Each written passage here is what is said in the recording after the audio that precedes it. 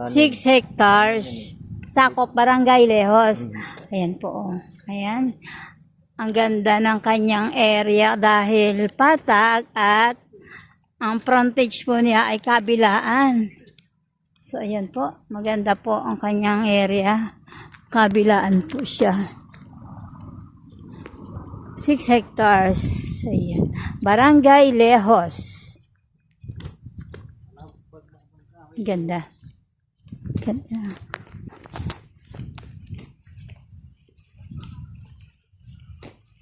Oh, mahaba, no?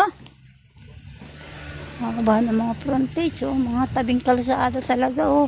May mga ilaw na. Ayan, guys. Abutin tayo ng ulan. Haba ng frontage.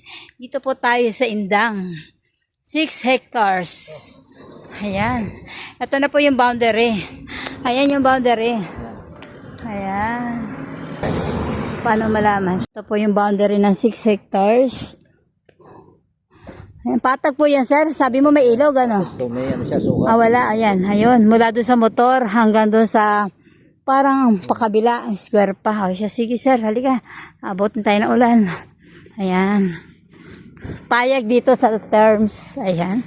Ito po, payag po ang ating owner sa gustong gawin ng ating buyer. Ayan po, guys.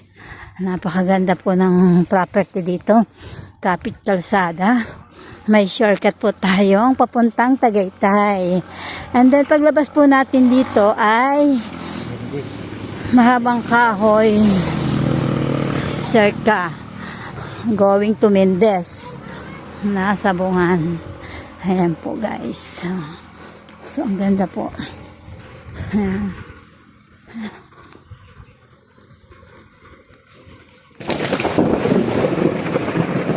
Nervous ako.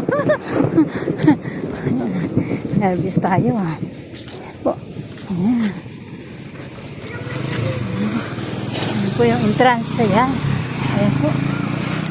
Ayan. Oo, napakahaba. Ayan po ang ating property na for sale. Diyan po tayo galing. Diyan. Diyan tayo galing.